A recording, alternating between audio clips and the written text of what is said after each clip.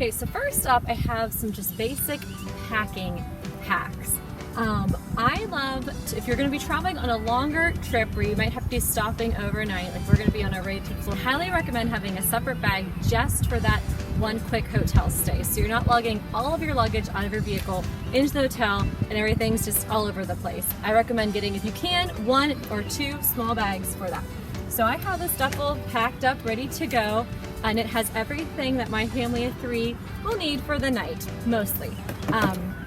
And to keep it even more organized, I have, everybody has their own little pouch with their name on it. Ziploc bags work too. I actually love Ziploc packing, especially for kids, because you can just put a whole coordinated outfit into a Ziploc bag, toss that into the drawers in the hotel room or wherever you're staying, and then the kids can grab their bag and they have everything that they need all in one spot. It keeps packing nice and organized too. So everything is right there. I just grab this, take this into the hotel, and I don't have to unpack my entire vehicle. Also, just in the car, to have on hand, I really recommend having some extra rags and towels. I'll show you, I keep a roll of paper towels also in the vehicle, because you never know, especially with children, what might happen. And a blanket on hand. This is actually going to get tossed on the back seat in case the air conditioning gets a little bit too cold, or maybe they can use it for a pillow to help sleep, whatever. A nice little small blanket that you don't mind if it gets lost on hand is great to have too. Now, something that we started doing with my son, which really made traveling a lot more exciting, was and I saw this on Pinterest or one of those things, was goodie bags. So every time we stop in a new state, he has a little goodie bag. And goodies can be maybe a special piece of candy or a treat, maybe some coloring packets, a small toy, whatever. Nothing big or, but just something little exciting, something new that they can open up and keep them busy for a few minutes as you're traveling in that state. All right, so now we're in the back seat of my car, and this is where most of the time is gonna be spent on this trip. So I highly recommend really utilizing the storage that was put in your car for a reason. The pockets on the back seat actually hold a lot more than you think. Cup holders, I love a car with a lot of cup holders.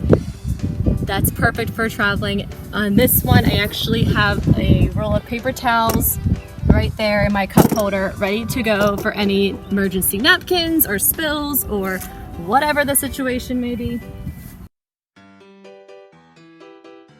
And then a lap tray is a lot of fun to have. This, you can also use dollar store cookie trays, work just as well, but this one's nice because it does clip behind the seat, it has pockets. But then he can eat here, he can play, it keeps him really busy on that trip. But again, a cookie sheet works just as well. Make sure you have as many snacks as possible on hand and quick to grab. In addition to that, it's always fun to fill up on your paper products, keeping in your cooler or nearby some paper plates.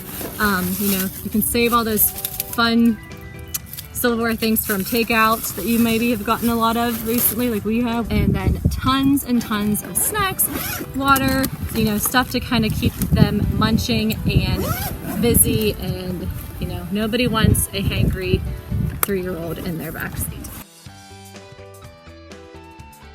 Road trip bingo is also a lot of fun. I've seen these lots of places.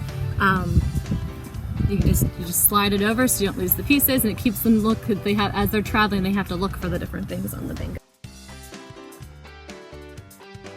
So the most important thing, of course, is resources from your public library. Please come and see us before you go on your road trip to find some new and exciting things to help keep both yourself and your little ones occupied on the ride. So books, of course, are great, and stock up those pockets in your seat, like I said, with books. And we also have our ongoing used book sale, so that's great too. You can buy a bunch of books really cheap, and then if you happen to lose them on vacation, you're only out a few bucks, and it helps donate to the library in the process. Make sure you have some good road trip tunes. Josh and Gab is always a good choice. We have plenty of CDs at the library if your car still has a CD player in it.